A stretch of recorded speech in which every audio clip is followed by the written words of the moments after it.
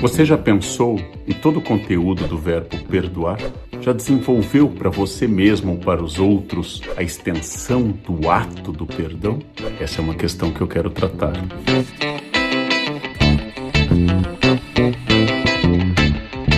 Prazer carnal. As religiões monoteístas dão muita importância ao perdão. O cristianismo, em particular, definiu a essência do cristão como ser que perdoa. Na única oração que ensinou aos seus discípulos, Jesus disse no Pai Nosso um dos 7 pedidos básicos: perdoai as nossas ofensas, assim como nós perdoamos a quem nos tem ofendido.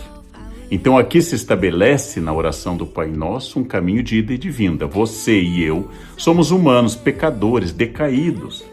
Desde o início da nossa história com Adão e Eva, marcados pela infração das normas divinas. Logo, você necessariamente, como eu, estamos ambos imersos no erro, no desvio, no pecado. E se eu não te perdoar e você a mim, como é que eu vou pedir perdão ao único ser que não erra, ao único ser que é a fonte da perfeição, que é o próprio Deus?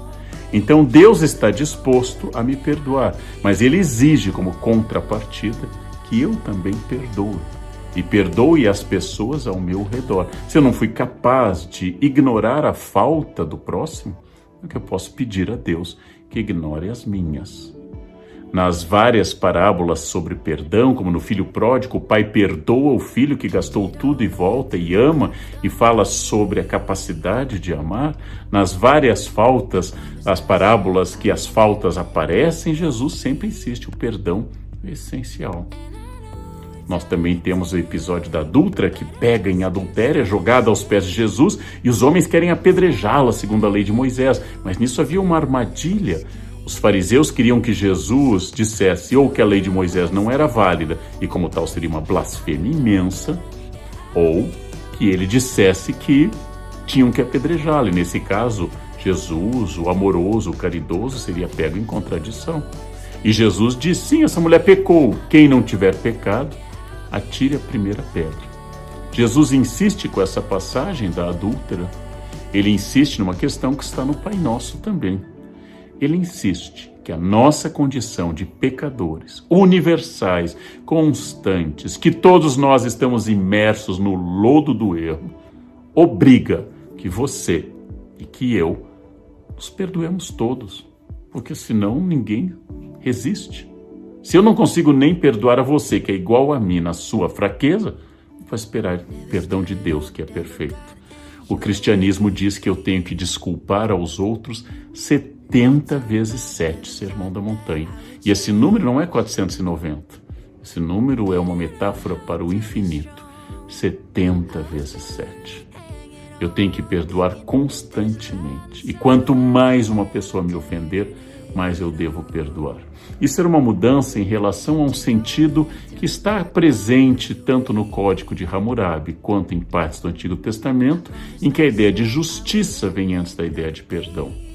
Sempre foi presente, mesmo entre cristãos, a ênfase de que a justiça pré-existe ao perdão ou ao amor.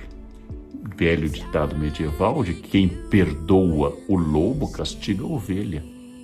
Então essa lei do talião, olho por olho, dente por dente, que está presente no Código de Hammurabi, está presente no Antigo Testamento, foi mudada pelo cristianismo, mas muitos cristãos hoje continuam praticando a ideia da lei do talião, de punir quem erra. Mesmo a igreja, ela estabelece como uma obra de misericórdia punir os que erram. Então, ao lado do perdão tradicional, que seria universal, que seria necessário, que seria permanente, as religiões trabalham com a convivência de uma ideia, muitas vezes, de justiça, que disfarça mal o sentimento de vingança. Não posso te perdoar, porque se eu te perdoar, você vai fazer de novo.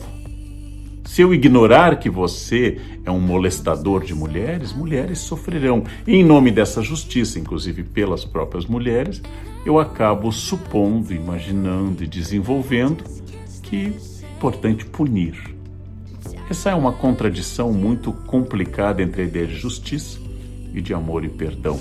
Entre a ideia de que todos devemos nos perdoar constantemente e a ideia de que alguns devam ser punidos, porque senão serão um mal social.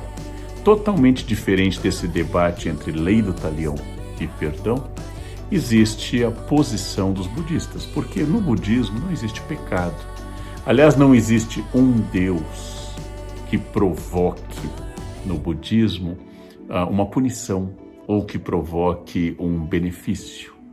Se alguém errou comigo, se você mentiu para mim, se você me agrediu fisicamente, se você me enganou financeiramente, enquanto eu ficar preso, repetindo e insistindo que você é um canalha, que você me enganou, eu estarei cometendo 2 erros. O primeiro é a vaidade de me sentir melhor do que você. Você me enganou, você é um canalha, eu não. Eu sou melhor do que você. O segundo, mais complexo, é que isso me liga a esse momento ruim, a essa raiva, a esse descontrole que faz com que eu continue errando constantemente, porque eu volto a este momento, eu não sigo adiante. Eu me equivoquei e eu continuo naquele instante em que você errou, em que eu me senti atingido. E nessa falta de compaixão nós não avançamos, não progredimos. E não avançando e não progredindo, eu fico em uma roda preso num looping, que é o looping do erro, da culpa, do ódio, que envenenam a minha existência e fazem com que eu não possa e não consiga evoluir. O budismo fala da impermanência das coisas. E a pessoa convicta da impermanência das coisas não deve ficar presa à sua vaidade. Ele passou na minha frente no trânsito, ao seu orgulho, ele furou a fila. E mais, o budismo sempre adverte, como eu disse, que aquela pessoa que nunca traiu o marido ou nunca traiu a esposa e bate no peito e diz: eu sou um marido virtuoso, eu sou uma esposa exemplar, não é como aquela minha vizinha de baixo, aquela, eu vejo todo dia, o marido sai, ela recebe os amantes. Não tem nenhuma vontade de melhoria do outro nessa história. Tem apenas uma vontade de afirmar a minha vaidade de ser o bom. E mais perigoso, há tanto erro na minha vaidade da virtude, quando pode existir erro na vizinha.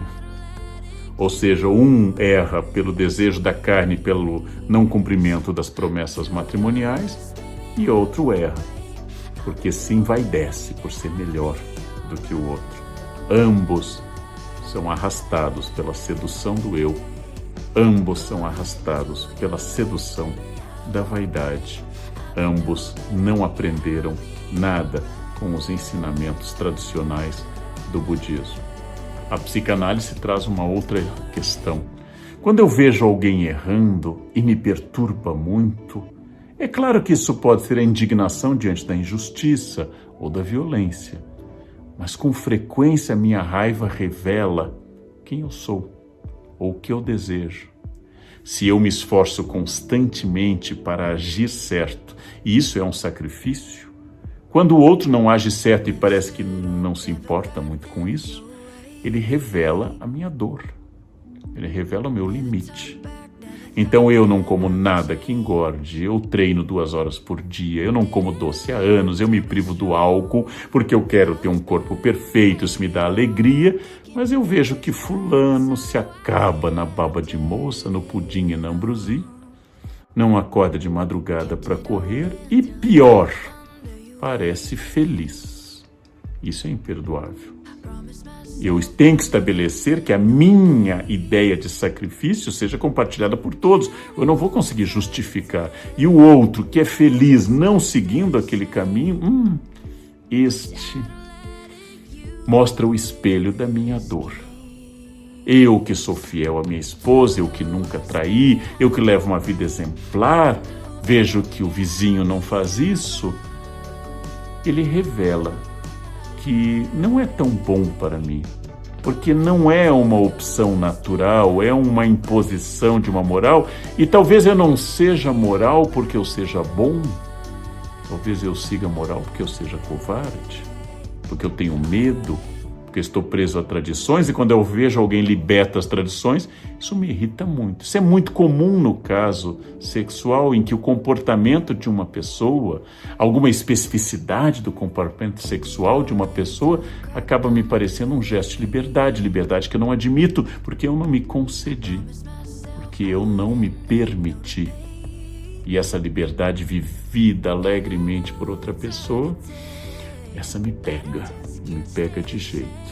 E se eu acordo de madrugada e leio tudo que eu devo ler, e se eu nunca me atraso, e vejo alguém acordando mais tarde, se atrasando e não está nem aí para mim, e nem aí para a minha alegria de ser ordenado, eu vou me irritar, porque outro está vivendo um prazer que eu me nego. Então a psicanálise pede que você preste muita atenção naquilo que você não consegue perdoar, naquilo que é insuperável para você, naquilo que é complexo para você, porque aí está uma questão importante. Pode estar aí uma denúncia permanente de que você tem dificuldades com aquele campo. Então esse é um campo complexo. Perdoo porque eu sou imperfeito e Deus é perfeito, e me pede para perdoar como condição para eu existir em comunidade. Perdoo porque Deus vai me levar para o paraíso por eu ter perdoado e por ter me arrependido dos erros que eu fiz. Geralmente a posição dos monoteísmos. Ou perdoo porque eu não sou melhor do que ninguém.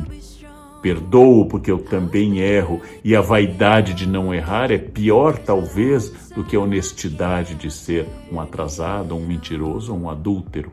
Essa é a posição do budismo, que nos pede que a gente se afaste das ilusões da vaidade do eu. Ou perdoo porque sinto sinceramente que aquele erro, se me perturbou, me leva a um conhecimento maior. E quando você erra, você me ajuda a me conhecer mais. E mesmo que me cause raiva, que me cause descontrole, eu tenho que entender que essa perturbação não necessariamente, não quer dizer que não posso, mas não necessariamente vem do seu erro. Talvez venha da minha incapacidade, da minha inveja, da minha covardia e do meu desejo. Como você se permite fazer tudo isso e eu não me permito. Mas nenhuma dessas três posturas vai discordar do fato que eu devo interferir diante de uma injustiça. Se eu vejo uma mulher apanhando na rua, se eu vejo um caso de corrupção política, não se trata exatamente de perdoar a pessoa, mas impedir que aquele mal continue. Mas entre o gesto racional de interferir e impedir que um ser humano apanhe e a raiva que isso me provoca, uma raiva descontrolada, aquilo que a gente diria com presença de fígado, com presença de um impulso, essa revela as minhas limitações. A capacidade de perdoar é uma capacidade de se conhecer. Quem te irrita, te controla. Quem te tira do sério é senhor do seu eu.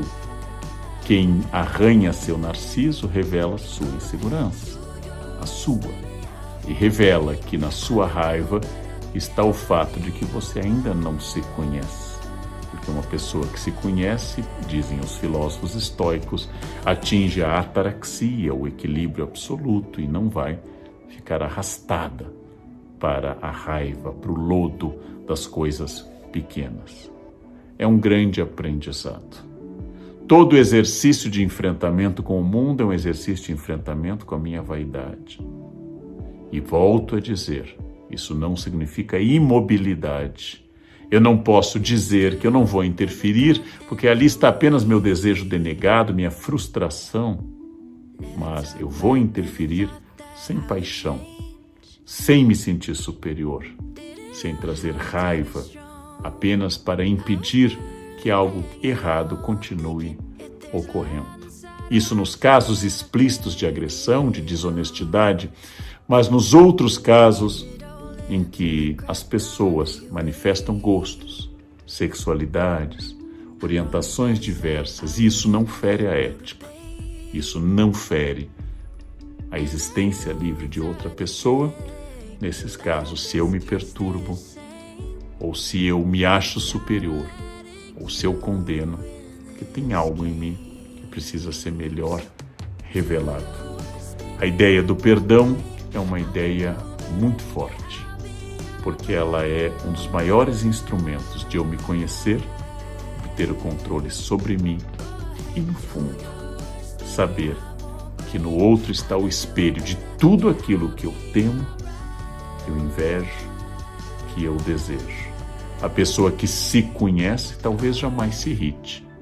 E se for agredida ou se agredir, vai ser capaz de genuína e sinceramente dizer: eu errei e eu preciso que você me ajude, me perdoando, e eu te ajudo, te perdoando, e nós possamos crescer juntos. O perdão é um grande desafio. O perdão é uma questão muito importante, tratado por psicanalistas, tratado por religiosos, tratado por todas as fontes do pensamento filosófico. O perdão é um desafio. A vida funciona melhor se você não se ofende por qualquer coisa. A vida flui se você é capaz de ignorar ofensas, se você é capaz de passar por cima por coisas que te incomodaram, e se você é capaz de interferir em uma injustiça, impedir uma violência, e mesmo assim manter sua paz e sua serenidade, porque sua raiva está dirigida apenas para o fato, e sua energia se concentra apenas no fato, e não no seu espelho, partido, imitado e mal resolvido. Em outras palavras, gente feliz não torra. Gente feliz não pega no pé dos outros. Gente feliz, aliás, não se preocupa com a vida dos outros. Gente feliz não é indiferente ao mundo, mas não fica seguindo o mundo para corrigi-lo com missão pedagógica de correção. Gente feliz é feliz. E gente infeliz olha para os lados, porque olhar para frente é olhar para o seu próprio espelho. Isso dói, isso incomoda. E alguns chamam isso de virtude da superioridade, quando apenas esconde ou covardia, recalque ou inveja. É muito difícil existir para mim, é muito difícil existir para você. Convém que a gente seja compreensivo um com o outro. Foi um prazer.